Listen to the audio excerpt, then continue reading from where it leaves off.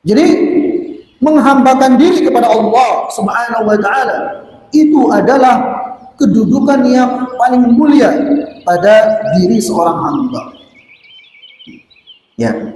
Jadi penghambaan kepada Allah itu terbagi menjadi dua. Ada penghambaan yang sifatnya umum. Sifatnya umum. Nah, kalau ini tidak ada kemuliaan padanya. Artinya semua manusia itu adalah hamba Allah.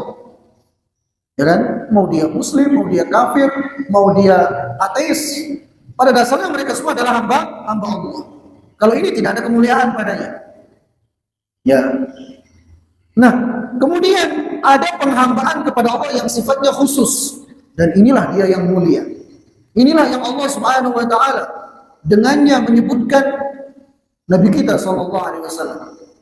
Ya, Allah berfirman dalam Al-Qur'an, Subhanalladzi asra bi'abdihi lailan minal masjidil haram ilal masjidil aqsa.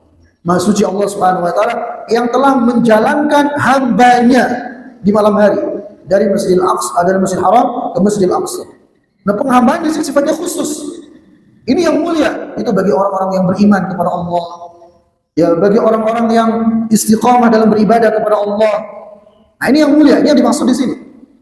Jadi, syaraful ubudiyah, jadi menghambakan diri kepada Allah Subhanahu wa taala itu adalah derajat yang tertinggi, ya, derajat yang sangat mulia pada manusia. Wa kamalul insan fi tahqiqi ubudiyatillah, fi tahqiqi ubudiyati lillahi ta'ala. Dan kesempurnaan manusia itu ada pada bagaimana dia mewujudkan, merealisasikan penghambaannya kepada Allah Subhanahu wa taala, itu dengan beribadah hanya kepada Allah. Wa kullama izdada al-'abdu tahqiqan al-ubudiyyah li rabbi izdada kamaluhu wa 'alat manzilatuhu. Semakin seseorang itu sempurna dalam menghambakan dirinya kepada Allah, maka akan semakin tinggi derajatnya di sisi Allah Subhanahu wa taala. Ya. Jadi semakin seseorang betul-betul sempurna dalam menghambakan diri dengan menyempurnakan ibadahnya kepada Allah, dengan menjalankan perintah-perintahnya, dengan menjauhi larangan-larangannya, maka semakin dia tinggi derajatnya di sisi Allah.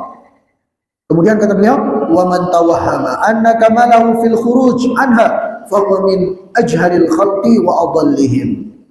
Dan barang siapa yang menganggap bahwasanya seseorang itu akan semakin sempurna derajatnya, akan semakin tinggi derajatnya ketika dia keluar dari penghambaan kepada Allah. Apa bentuk keluar dari penghambaan kepada Allah? Ya seperti dengan menghatamkan sholat, ya, menghatamkan puasa. Katanya, oh kalau saya ini tingkatannya sudah tinggi, ya, jadi saya nggak perlu sholat lagi, nggak perlu puasa lagi, karena saya levelnya sudah tinggi. Nah ini berarti apa? Secara tidak langsung dia telah mengeluarkan dirinya dari penghambaan kepada Allah Subhanahu wa taala. Nah, orang yang mengaku seperti ini justru yang ada sebaliknya. Semakin dia keluar dari menghambakan diri kepada Allah dengan beribadah kepadanya, justru dia semakin rendah derajatnya di sisi Allah Subhanahu wa taala. Ya kan? Nabi kita sallallahu alaihi wasallam, pastinya kita semua sepakat, beliau manusia yang paling mulia. Beliau manusia yang paling tinggi derajatnya. Beliau manusia yang paling bertakwa, yang paling takut kepada Allah. Ya, tapi adakah beliau itu pernah meninggalkan sholat dengan mengatakan, oh saya ini tingkatan saya sudah tinggi, ya sehingga saya nggak perlu sholat, nggak perlu puasa, nggak perlu zakat, cukup zikir-zikir saja. Adakah beliau mengatakan seperti itu? Nggak ada. Justru sampai akhir hayat beliau, sallallahu alaihi wasallam, ya, ketika beliau dalam kondisi sakit, ya, yang mengantarkan pada wafatnya beliau sallallahu alaihi wasallam, ketika beliau sakit keras, beliau sallallahu alaihi wasallam pingsan. Ketika sadar dari pingsan beliau mengatakan, "As-sallan nas?" Apakah orang-orang di masjid sudah sholat? Kata istri beliau, Ummuna Aisyah radhiyallahu taala, belum ya Rasulullah sallallahu alaihi wasallam. Maka Nabi sallallahu alaihi wasallam minta air untuk beliau mengguyur badan beliau supaya terasa segar. Kemudian beliau berjalan hendak ke masjid untuk mengimami para sahabat. Ya, padahal beliau ini kondisi sakit di akhir-akhir hayat beliau. Sampai seperti itu beliau memperhatikan sholat. Baru melangkah beberapa langkah, beliau jatuh lagi pingsan. Ketika sadar, beliau mengatakan lagi, asallan nas, apakah manusia sudah sholat, orang-orang sudah sholat? Belum. Beliau minta lagi air, guyur, untuk mengguyur badan beliau. Beliau jalan, ingin ke masjid mengimami, beliau jatuh pingsan lagi. Akhirnya beliau menyuruh Abu Bakar untuk menggantikan beliau sebagai imam. Ya, sampai akhir hayat beliau seperti itu. Ya, cuma yang kita saksikan sekarang, kok bisa ada orang mengatakan saya ini derajatnya udah tinggi sehingga nggak perlu sholat, nggak perlu ini. La haula wala quwwata illa billah. Itu nggak benar. Ya, apakah orang ini merasa lebih baik dari Nabi SAW? Pastinya enggak kan? Apakah orang ini derajatnya lebih tinggi dari Nabi SAW? Pastinya enggak kan? Nabi sendiri yang paling tinggi derajatnya di sisi Allah. Beliau tidak pernah meninggalkan yang namanya sholat. Ya, jangankan sholat wajib, sholat witir. Ya, begitu pula sholat qobliyah subuh. Itu tidak pernah ditinggalkan oleh Rasulullah SAW, baik ketika beliau mukim ataupun ketika beliau safar. Nah, jadi kembali ya para jamaah yang dimuliakan, bahwasanya semakin seseorang itu menghambakan dirinya kepada Allah, ya dengan istiqomah melaksanakan perintah-perintahnya dari sholat, puasa, ya berbakti kepada orang tua, berbuat baik kepada manusia dan seterusnya, maka semakin tinggi derajatnya di sisi Allah Subhanahu wa Ta'ala.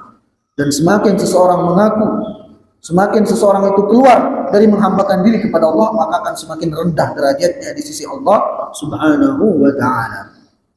ولهذا ذكر الله تعالى أنبياءه عليهم الصلاة والسلام بوصف العبودية في مواضع كثيرة من كتابه الكريم وهذا دليل على علو مقام العبودية وشرفه.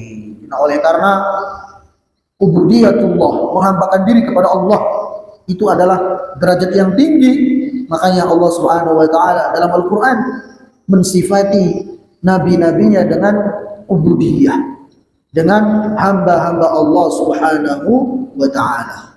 Seperti dalam ayat yang kita sebutkan tadi, dalam Al-Quran beberapa kali Allah Subhanahu wa Ta'ala menyebut Nabi kita SAW sebagai abduh, hambanya. Ya, menunjukkan bahwasanya menghambakan diri kepada Allah itu adalah derajat yang tinggi bagi manusia. Tapi penghambaan yang sifatnya khusus tadi, yang bukan yang sifatnya umum.